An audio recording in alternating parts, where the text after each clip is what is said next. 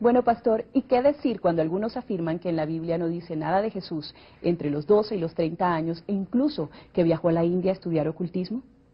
Esa sí es una verdadera fábula. Eso sí es un auténtico mito. Porque sucede que la Biblia dice todo lo que hizo Jesús entre los 12 y los 30 años. En primer lugar, cuando cumple aquella edad mencionada, que entra a la pubertad, tiene su bar mishvah en el templo. Y entonces el evangelista Lucas dice, así que Jesús bajó con sus padres a Nazaret y vivió sujeto a ellos. No se fue a la India, se fue a Nazaret. Jesús siguió creciendo en sabiduría y estatura, y cada vez más gozaba del favor de Dios y de toda la gente. ¿Y cómo podría saberse que crecía en sabiduría y en estatura? Oiga, lo veían crecer físicamente, si se encontraba por allá en la India, bueno, quién sabe qué otro lugar como el Nepal, o alguna cosa parecida. Ahora, el mismo Lucas nos da otro dato concreto. Fue a Nazaret donde se había criado. Está claro dónde se crió. Y un sábado entró en la sinagoga como era su costumbre y se levantó a leer. Oiga, crecía en estatura y en sabiduría y todos los sábados iba al culto de la sinagoga por costumbre. ¿Y cómo podría estar en la sinagoga de Nazaret si se encontraba en Bombay o en Sri Lanka o quién sabe dónde por allá estudiando budismo, meditación trascendental, yoga o Hare Krishna o alguna cosa de esas? Bueno, pero es que en el Evangelio de San Marcos hay un dato más concreto. Jesús salió de allí y fue a su tierra en compañía de sus discípulos. Cuando llegó el sábado comenzó a enseñar en la sinagoga. ¿De dónde sacó tales cosas?, decían maravillados muchos de los que le oían. ¿Qué sabiduría es esta que se le ha dado? ¿Cómo se explican estos milagros que vienen de sus manos? ¿No es acaso el carpintero? Oiga, aquí se nos dice el caso concreto de que era carpintero Jesús.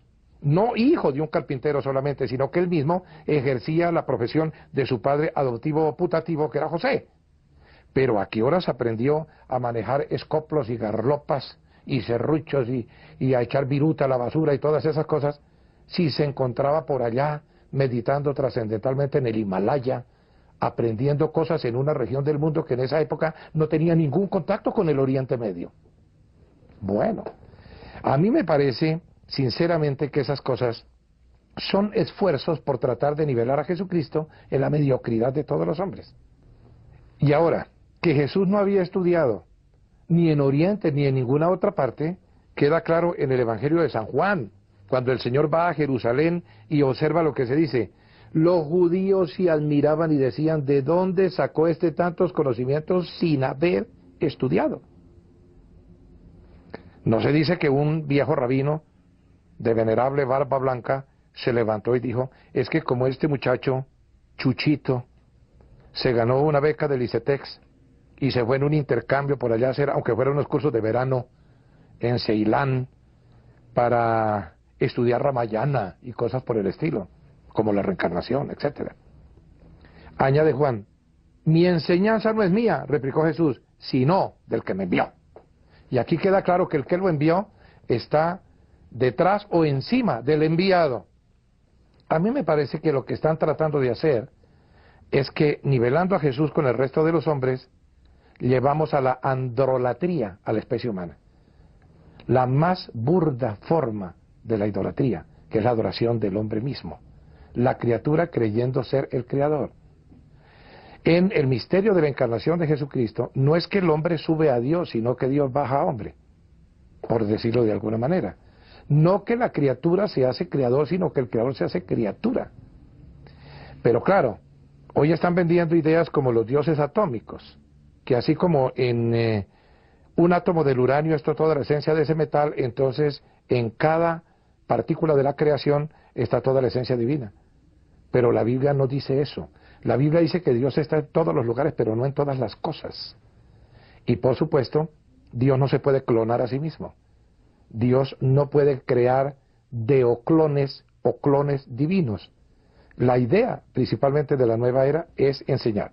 Si Jesús lo pudo hacer, yo también lo puedo hacer. Y que cada uno se convierta en su propio Cristo. que alcance lo que llaman la cristificación de la persona humana. Eso es un absurdo. El único Dios verdadero no adora a otro ser, sino que recibe la adoración de sus criaturas. Punto final. ¿En qué queda entonces la imagen de Jesús a la que se ha acostumbrado la gente?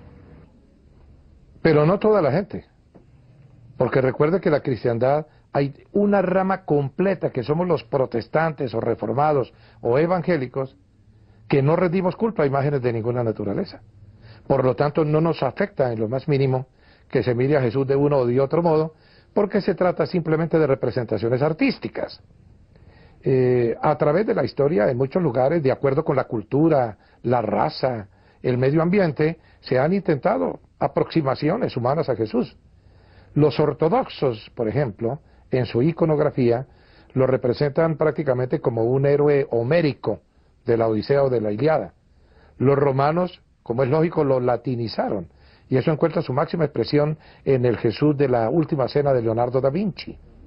En Holanda, para hablar de las grandes escuelas del centro de Europa en cuanto a pintura, Holbein nos acostumbró a quizás la imagen más popular de Cristo, que es ese Jesús nórdico, atlético, zarco, rubio.